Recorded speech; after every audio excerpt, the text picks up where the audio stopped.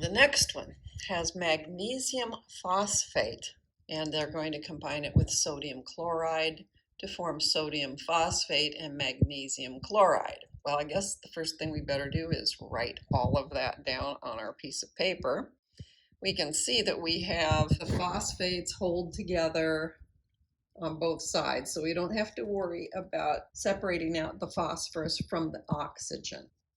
So that's nice. We won't worry about that little detail. Okay, so what can we do with this just to start with? Well, we can notice on this side the chlorines are going to come in pairs.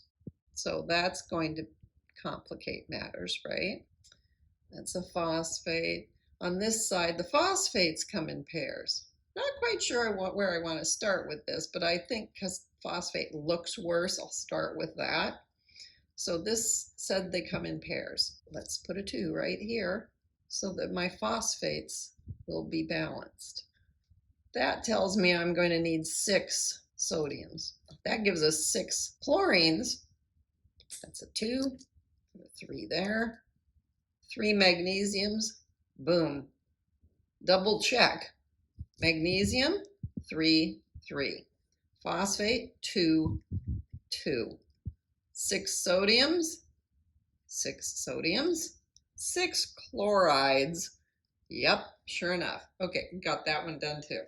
Next up, well, we're going to have a combustion reaction because we make carbon dioxide and water out of a hydrocarbon and oxygen. All right, so let's write down C4H8 plus oxygen is going to become carbon dioxide and water. Now, when I analyze this, I see that there's 4 carbons and only 1.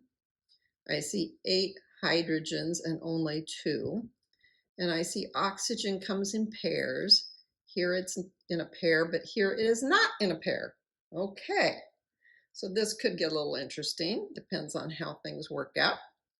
Well, let me just look at this for a second and start with the hydrogen.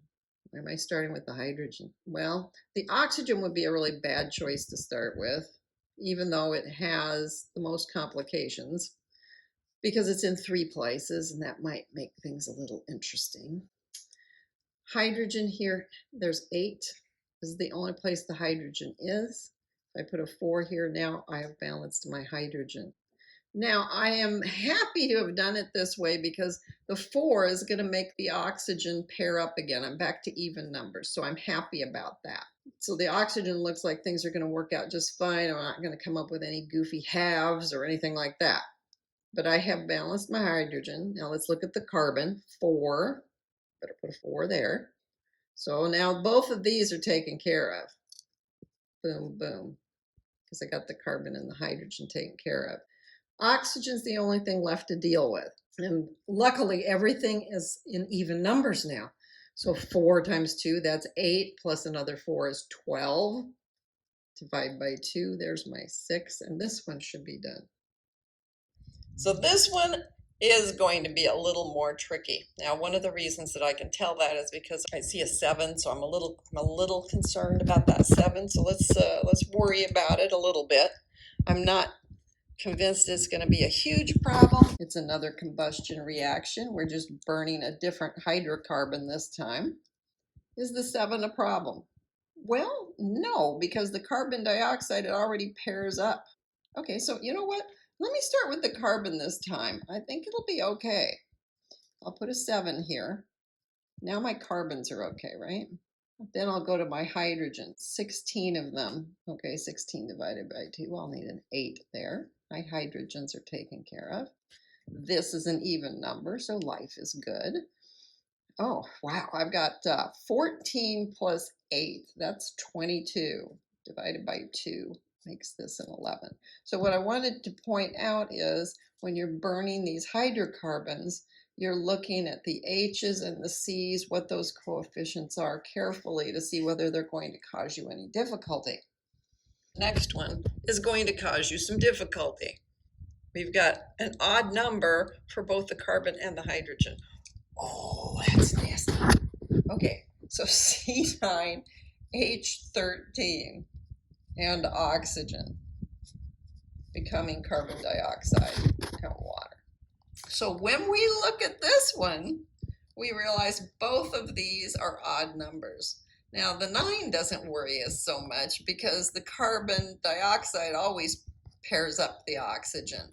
But this 13, that is a huge problem because the O's are singles here. All right, so the first thing we're going to do is we're going to settle out these H's.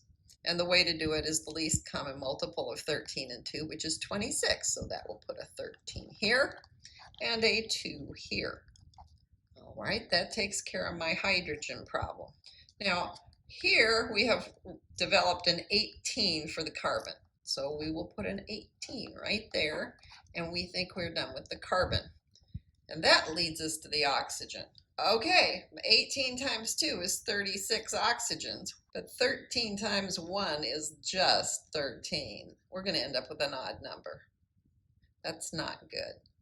We're going to have to double all of this so that we do not have an odd number of oxygens. So if I have to double this in order to make the oxygen work, it's going to change the hydrogen, and when it changes the hydrogen, it's going to change this, and then that's going to change this. Holy Toledo. Okay, it's fine. We'll be okay. This is no longer going to be true. We're going to have to work it out. I said I needed to double this because I need an even number. Okay, so this is going to be 26 waters. If that is 26, then we have 26 times 2 is 52 hydrogens. That means this is going to have to be 4 C9H13. So far you see we've doubled and we've doubled. And then 4 times 9 is 36. So sure enough, 18 times 2, there's 36 carbon dioxides. So I've taken care of my hydrogen. I've taken care of my carbon. But I still haven't taken care of my oxygen. All right, so I'd sit here and say, okay, there's 36 times 2. That's 72 plus another 26. That's 98 oxygens. Holy Toledo. But they come in pairs. So instead of 98, I'm going to write 49. Got it. We're done. But you can see that it can get pretty ugly, and it's based on what these coefficients are in the subscripts. When you have an odd number of hydrogens, life gets weird fast.